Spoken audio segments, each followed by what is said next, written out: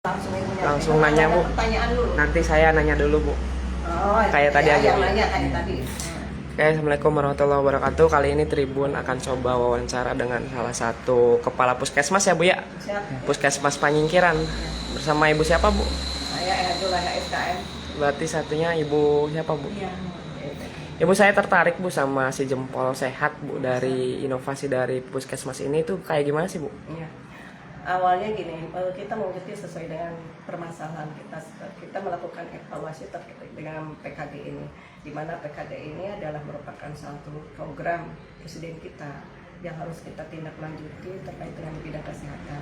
PHTC ya, program dengan hasil terbaik dan cepat. Nah, PKD ini aturannya di mana seluruh masyarakat itu terlayani pemeriksaan kesehatan. Tujuannya untuk apa? Tujuannya adalah untuk mengecek kondisi kesehatan warga masyarakat seperti itu. Dan kami di sini dengan jumlah wilayah sebanyak 9 desa dengan jumlah penduduk 31313, artinya seluruhnya harus dilayani. Tapi untuk tahun ini 36% yang ditekan oleh Dinas Kesehatan untuk terlayani pemeriksaan kesehatannya. Kenapa demikian? Karena kenyataan di lapangan kita senantiasa melihat bagaimana masyarakat tiba-tiba terdengar kena flu yang ternyata setelah dievaluasi dan lain sebagainya. Ketika dilakukan evaluasi, ternyata ada masyarakat yang dengan segala keterbatasannya dia tidak mengakses ke puskesmas. Untuk PKD ini sendiri di awal pada tahun 2025 per Februari itu pada launching menyatakan kebijakannya itu PKD itu khusus untuk ulang tahun. Jadi ketika mereka ulang tahun 30 hari sebelumnya harus mendaftarkan di SSN satu sehat membayar seperti itu.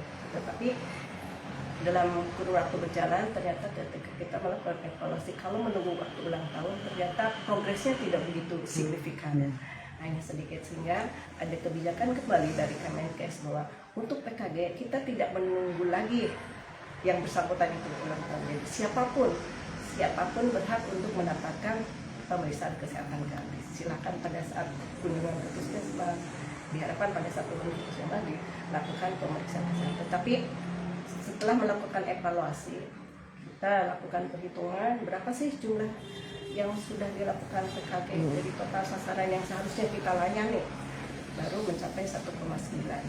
Dan untuk PKD ini bukan hanya di ranah komunitas banyak, tetapi di ranah sekolah juga ada.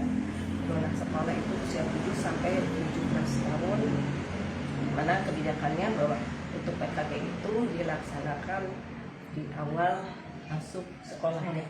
Dulu untuk pemeriksaan kesehatan itu untuk di sekolah hanya dilaksanakan pada anak yang baru masuk sekolah.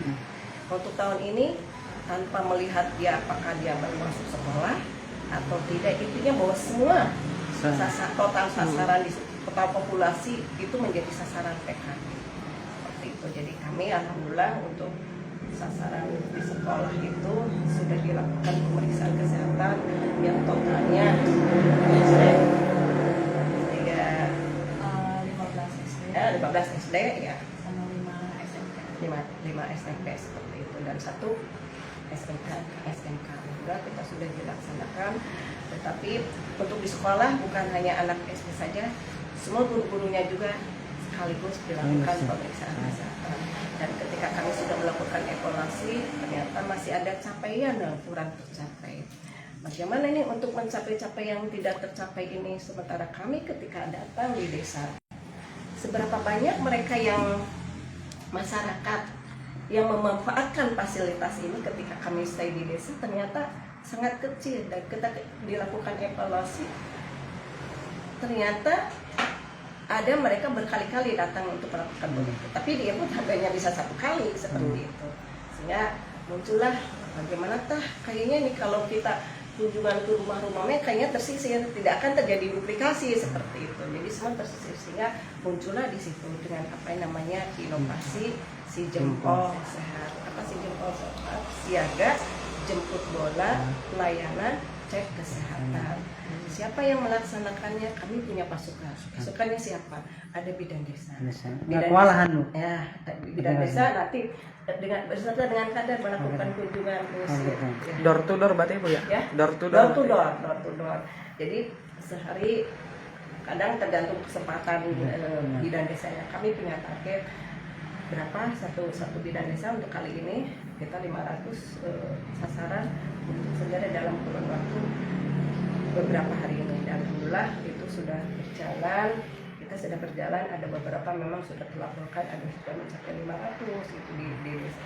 Kita progres untuk yang jelas bagaimana kita memberikan pelayanan kepada masyarakat dan masyarakat terlayani sehingga cek kesehatan ini betul-betul berjalan dengan baik. Bu, itu inovasinya dari kapan sih Bu? Udah dari kapan Bu? Inovasinya kita baru berjalan 1 bulan. 1 bulanan berarti ya Bu. Dan hasilnya gimana itu Bu setelah ada inovasi itu Bu? Nah, alhamdulillah mengalami kenaikan. Artinya apa? Bahwa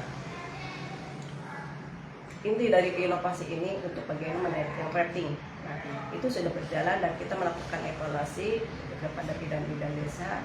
Progresnya juga terlaporkan, seberapa yang sudah dilayani, dan kita juga melayani bukan hanya sekedar melayani secara secara praktek kita melayani, tetapi melayaninya juga termasuk bagaimana menginput data ini, karena pekerjaan yang sudah kita kerjakan tanpa ada terinput secara online itu tidak akan menjadi apa-apa.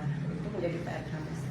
Bu, itu setelah melakukan cek kesehatan door to door ke lapangan itu Bu, kebanyakan masyarakat itu mengalami penyakit apa sih Bu?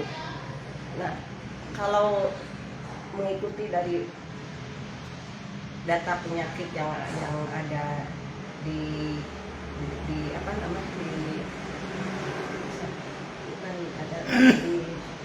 PTN, ya, kebanyakan kita hipertensi dan diabetes. Kenapa? Karena kita juga memang menyisir.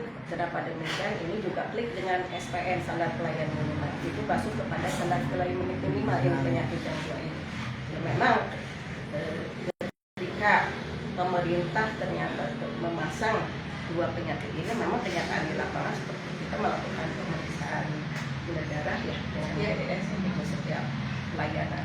Jadi ada beban hipertensinya, berat badan, tinggi badan dan sebagainya, dan DDS minimal 2 ini sudah kami pasti lakukan. Adapun yang lain-lainnya itu juga melihat kondisi situasional ketersediaan alatnya. Bu, hipertensi ini penyebabnya gara-gara apa sih Bu biasanya Bu? Nah, kalau hipertensi tentunya sesuai dengan kondisi sekarang, kita juga melihat dengan adanya kemajuan teknologi yang semakin berkembang.